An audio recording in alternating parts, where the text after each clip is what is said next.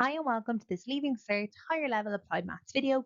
In this video, we're looking at the 2024 Higher Level Paper Question 9. This is a second order difference equation where we're looking at both homogeneous and inhomogeneous. So example 4, we're going to look at a higher level question and it's from the 2024 paper and it's question 9. We're only going to look at parts 1 to 3 and that's because the rest of this question was a non-homogeneous second order difference equation. So we're going to look at that in the next video. So remember, this is video 2 of a 3-video series on difference equations. The other videos are linked in the description below. So we will look at how the second order non-homogeneous are asked and we'll bring in how that links to the second order homogeneous that we're covering now. My advice to you is to try all the ordinary level questions. They only look at second order homogeneous, and make sure you're very comfortable with that before you start looking at the homogeneous questions that bring these both together. So a geologist is carrying out a survey of an opal mine. During the first month of mining, a mass of 200 kg of opal was removed. During the second month of mining, a mass of 245 kg of opal was removed. The geologist predicts that M, the mass of opal removed in any month, can be expressed by the second order homogeneous difference equation M of n plus 2 equals mn plus 1 plus 3 mn all over 4. And they also kindly explain that these two numbers that we've met above, 200 kg and 245 kg, can be expressed as M0 and M1. The reason we're not seeing it starting on M1, which might seem logical from a kind of like from a real life point of view, is because actually the 0 is much nicer to work with. So we're not gonna argue about the first month being the 0 because that actually works much better for us mathematically. And that's what we've seen so far, and that's what I would expect to keep seeing.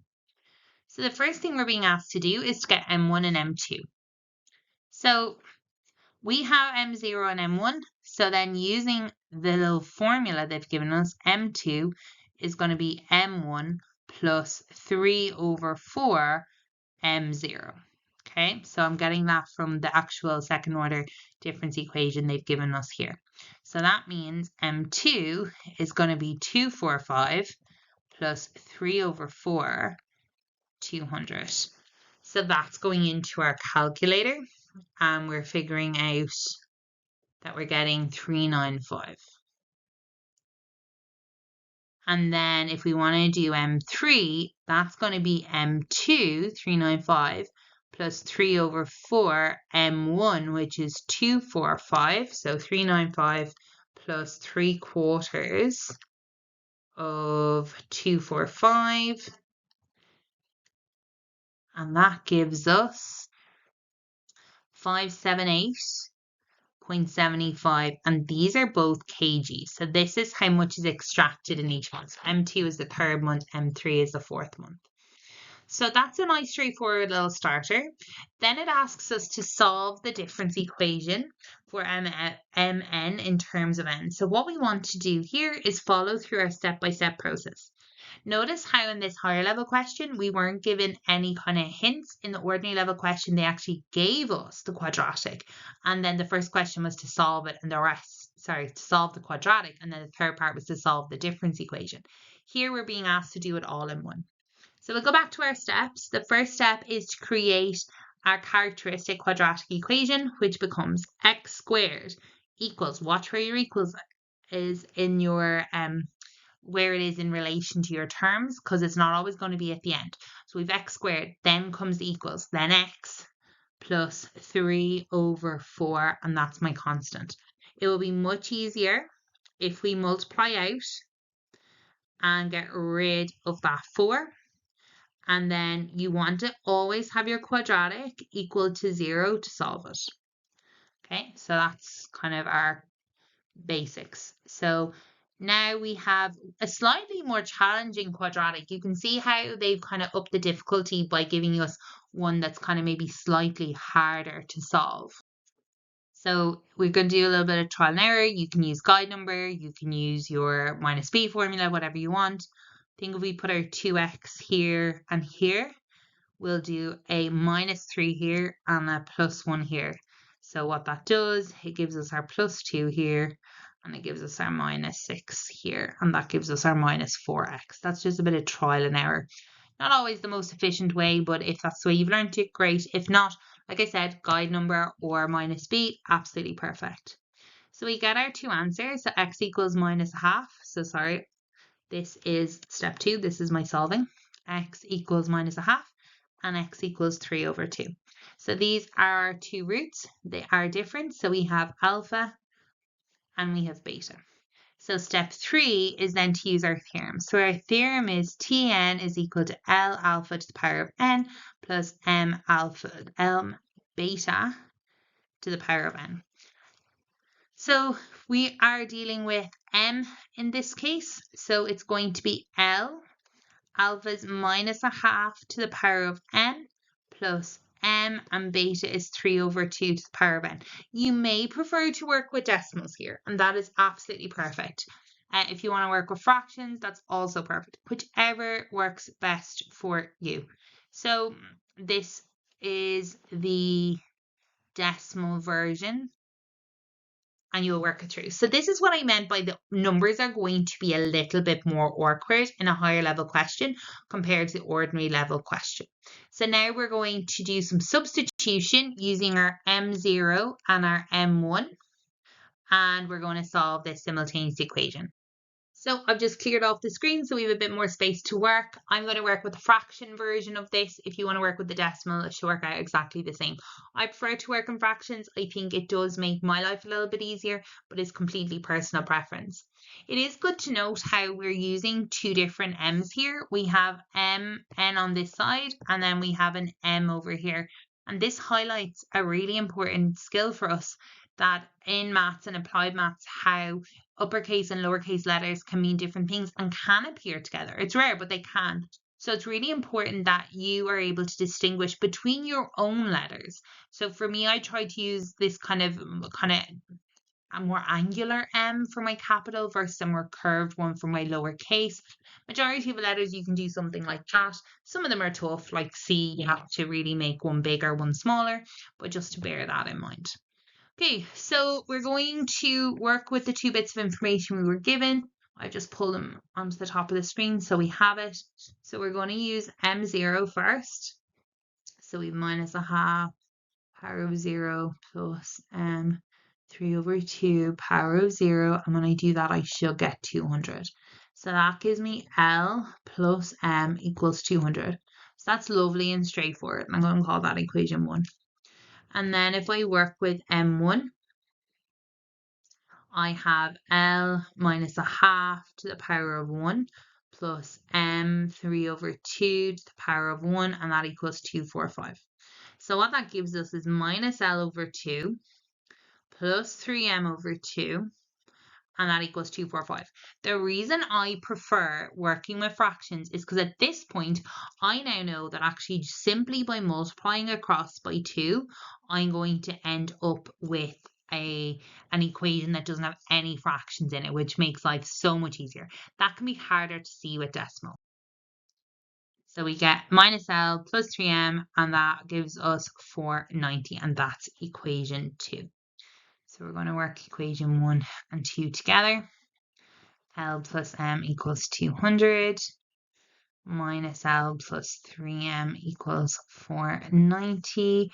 L's go, 4m equals 690, m equals 1. So we get 1, 7, and then 1 over 2.5. So not a lovely number, but this is what we're expecting a higher level. So then if I go back to equation 1, L plus 172.5 is equal to 200. So we can figure out L then by subtracting them. So that gives us 27.5. So our final answer is MN. I said one thing earlier and I do the opposite, so trying to keep that M quite angular. So my MN, L is 27.5 minus a half to the power of n plus 172.5, 3 over 2 to the power of n. And that has gotten us the answer to our second order homogeneous difference equation. So now that we have our Mn in terms of just n, we're going to look at the last question, which is calculate the total mass of opal that is predicted to be removed during the first 6 months. Now, often I get the question, like, is there a shortcut for this? What I'd say is because there's two parts, we don't have a shortcut. If there was only one part, so if, for example, we only had like this bit here, and then it would be a geometric sequence and we could turn it into geometric series and then we could use our shortcuts.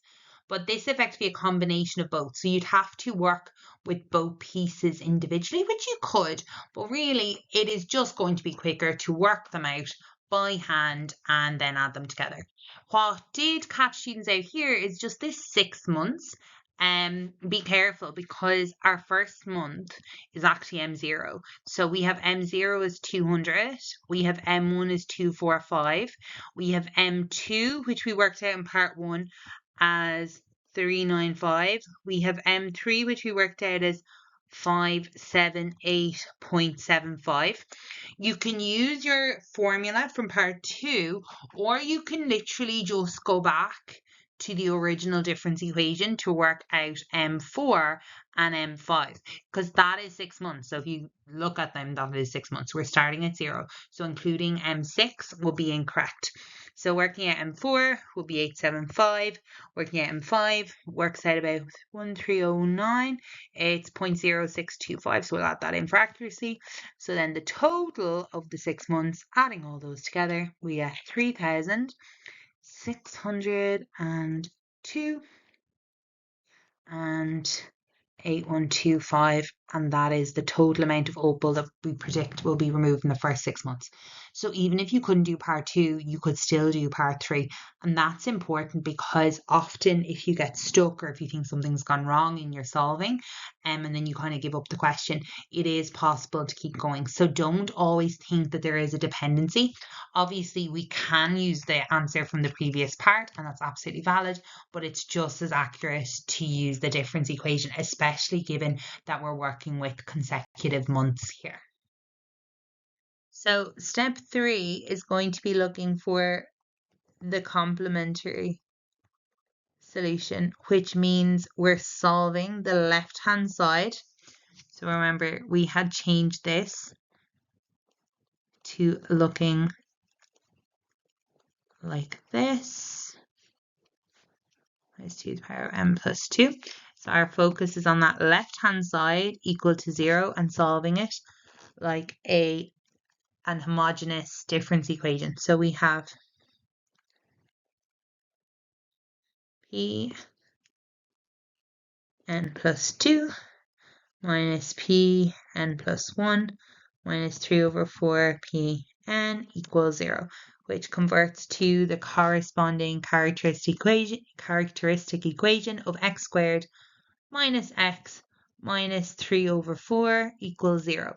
To make your life a little bit easier, multiply across by 4. That gives us 4x squared minus 4x minus 3 equals 0. So then we're going to solve. So we'll put a 2x and a 2x. You can use guide number here. You can use your minus b, whatever method you use to solve your quadratics. So I'm going to put a minus 3 there. That gives us minus 6. And then a plus 1 here, which will give us the plus 2 and gets us to our negative 4. So x equals minus a half. And x equals 3 over 2. They are our two roots. We have two different roots.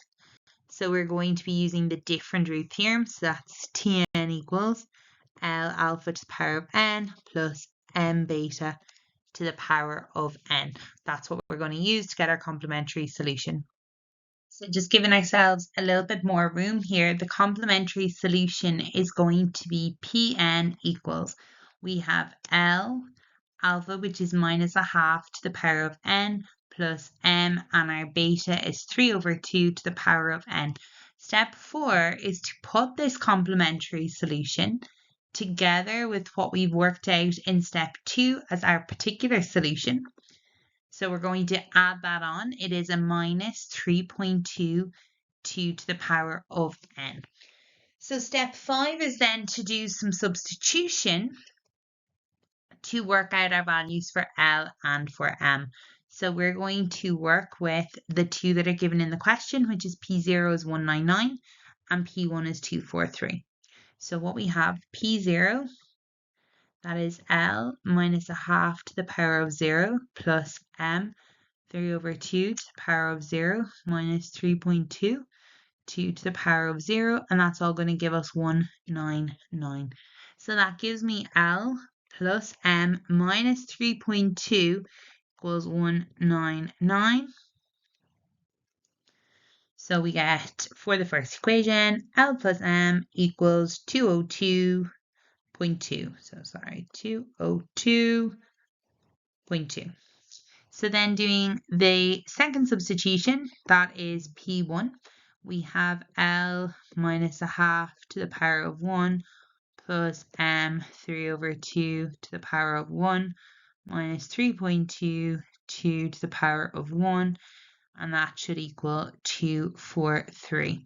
So that gives us minus L over 2 plus 3M over 2, and then we get minus 6.4 when we tidy that up.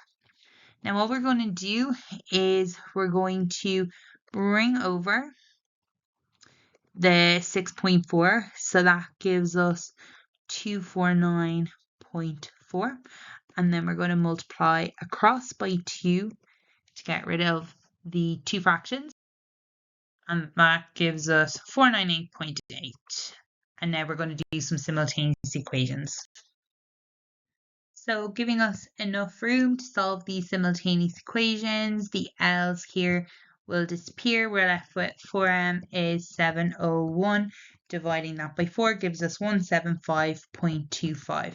So L plus M, which is 175.25, equals 202.2. So subtracting those gives us 26.95 for L. 95, which gives us our final answer for this non-homogeneous difference equation as Pn, and that gives us 26.95 minus a half to the power of n plus our m, which is 175.25, 3 over 2 to the power of n minus 3.2, 2 to the power of n. So now that we have our answer to part 4, we're going to look at part 5, which is asking us to find the total mass of opal that is now predicted to be removed during the first 6 months of mining. This question could be answered using the difference equation we started with rather than Pn that we worked out, but we're going to use our Pn to do that. So we already know that our P0, which we were given, is 199, and we know that P1 is 243. So then we need to work out P2. Like I said, if you want to use your difference equation in an exam, bear in mind that just because maybe you didn't get that out fully or you think it's incorrect, you're welcome to work through with the difference equation. You are going to be given full marks if your answer matches, if your answer for part 5 matches the formula that you have in part 4, even if that formula is incorrect. So you'll only be penalised once for your error. So we're just plugging in our values. I'm using my Pn formula and putting this in the calculator. So for P4, I get 837.6875.